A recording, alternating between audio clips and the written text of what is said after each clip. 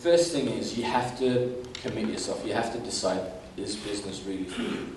Do you really want to get into this? Do you really want to spend your days doing this? But on the flip side, keep in mind, when you wake up at 8 in the morning, 7 in the morning, you go to your 8 to 5 job, the rewards aren't as great as maybe working 18 hours, right? Because maybe working those 18 hours for yourself means you're going to be minting money, as opposed to working 8 to 5, sometimes overtime. You don't get paid overtime, you don't get paid time and a half. You're on a salary. That's what you're on. Your employer says you're only going to get this much. I don't care how much effort you put. I don't care how much sweat equity you put into the job. At the end of 2 weeks, you're only going to get X amount of dollars. But as an entrepreneur, the more sweat you put in, the more you can convert that sweat into cash. Right? So it's much more rewarding most of the time, depending on the type of career you have. But for most, 90% of people, it's much more rewarding to start your own business. So it's balanced both ways. It's highly rewarding, but it's also highly demanding and tough. So you have to be absolutely sure that business is for you. The second thing is obviously decide what business you want to run and where you want to run it.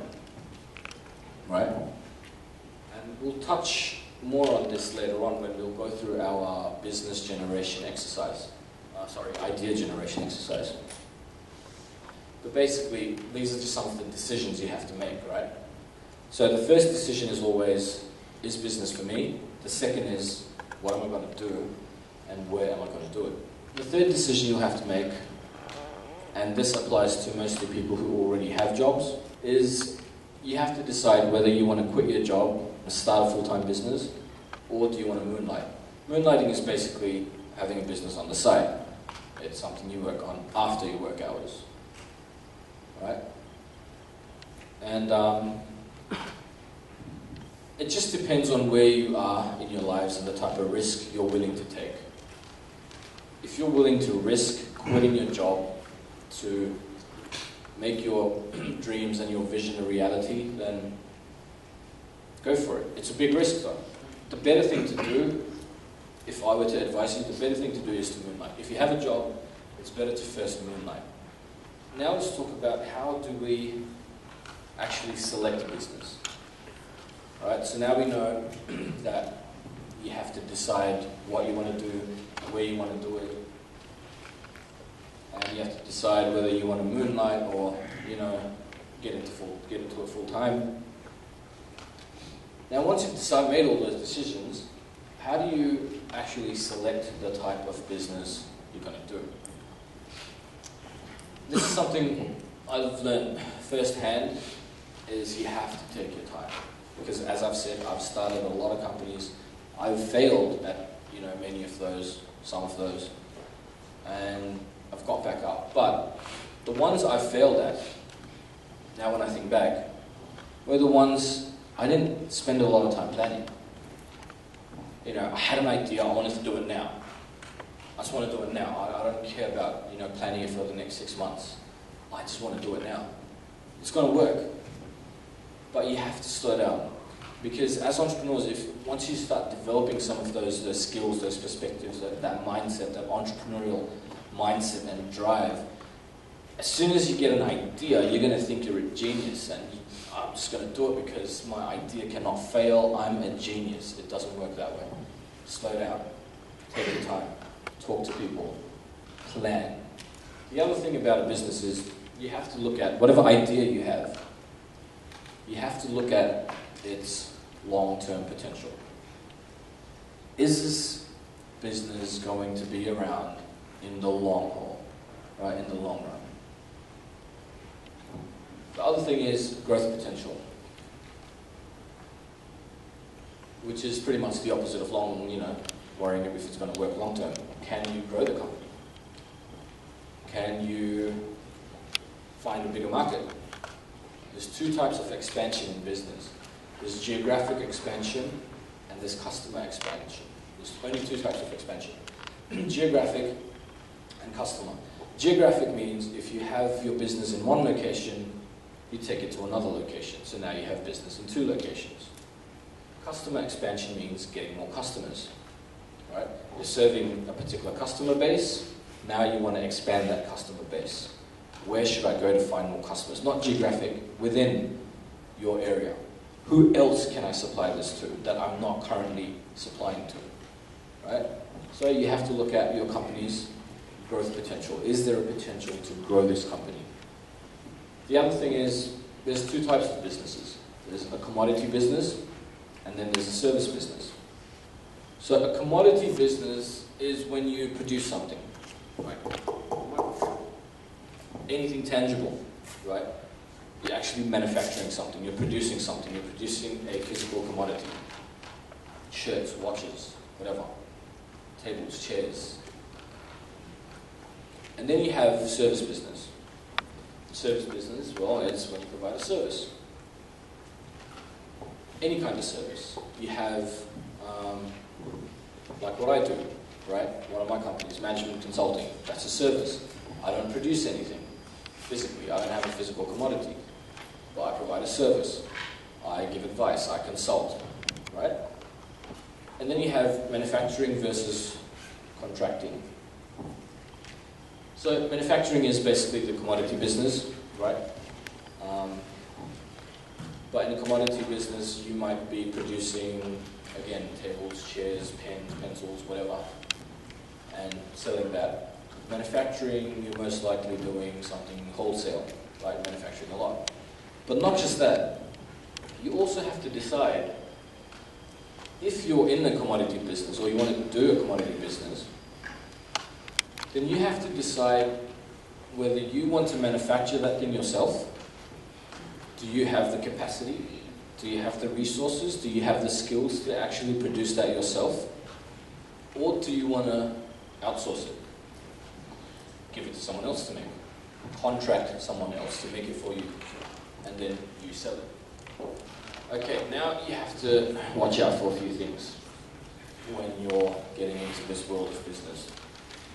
First thing is, you have to watch out for impatience.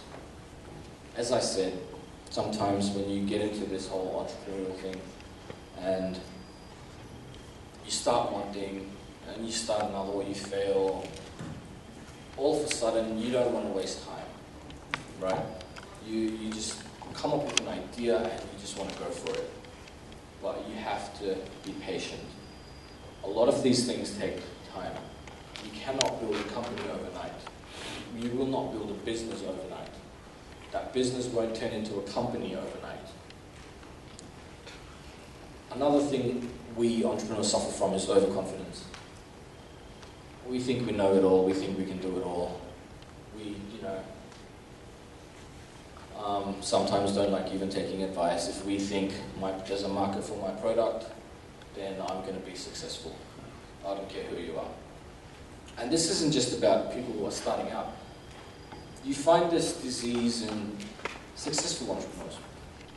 As an entrepreneur, it's good to be optimistic, but you also have to find a way to be realistic, and at times a little skeptical as well. Because that skepticism will actually save you a lot of money, right? It makes you more weary, it makes you more guarded into just jumping blind into something, right? So be careful of being overconfident in your ideas. The other thing is unrealistic, right? Sometimes we come up with ideas that just are unrealistic. It's not going to work. It's too expensive to build. No one's going to buy it because then they can't afford it, So you have to think about your products in relation to the market you're trying to serve. Who are you trying to sell it? Who are you trying to sell it to? Who's going to pay you for it? How much is it going to cost you to make, which will depend on how much it's going to cost you, how much you're going to sell it for, right? So you have to be careful with these things. So now there's this matter of qualification, right? What qualifies you to be a businessman, to be an entrepreneur? Is first of all, get an attachment somewhere in the type of business that you want to do. The other thing is just lessons from everywhere. Go online, look for business classes that are free, There's a ton of free resources that you can find on the internet today. Talk to people, talk to successful entrepreneurs. Books, you have to be a reader, right? There's a lot of resources, a lot of books on business, on productivity, all of these types of things that you can find, and you just have to devour these books. Now we can talk about some of the do's and the don'ts of starting your own business, right? So some of the things you want to do if you're planning to start a business is you have to, be a bit tight with your money. You can't just go on spending like we spend right now. You have to save some of that money because, as we've mentioned, you don't want to start your business in debt. It's like that saying, entrepreneurship is living a few years off your life like most people won't, so that you can live the rest of your life like most people can't. The other thing is, don't neglect to learn all the negative aspects of your business, right? What are some of the things? Now, negative aspects aren't necessarily things that will destroy your company. Negative aspects might also be things that you just don't want to do, or things you don't have the skill to do. Like, we all want to be entrepreneurs, but not everyone is good with finance. Not everyone is good with sales and marketing, right? And it's like starting a company where you're doing public speaking, but you hate public speaking and you can't do it, right? So you have to consider these negative aspects of your business, right? It's also, other negative aspects are things like, how does this business affect my family? How does this business affect my time? If I'm a parent, if I'm going to go into this business, how will it change my family life? Will I be spending less time with my children, right? So you have to consider these things as well. And a lot of times, entrepreneurs or aspiring entrepreneurs, they don't consider these things. They don't consider the effect it will have on their social life, their family life, right? We just think about the effect it's going to have on my wallet. Is it going to take money out or put money in? That's all we think about. But you have to think about all these other aspects of your business, right? Whether it's relating to the business or whether it's relating to your personal life. These are important things to consider. So don't neglect to think about these things.